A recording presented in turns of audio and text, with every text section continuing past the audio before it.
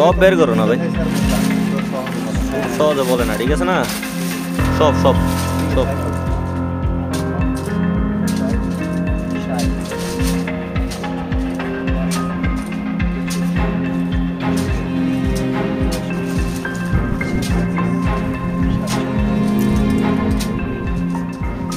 আপনারা সবাই জানেন যে বাংলাদেশ সেনাবাহিনী পঞ্চগড় তথা সারা বাংলাদেশেই জনকল্যাণমূলক কাজে নিয়োজিত আছে।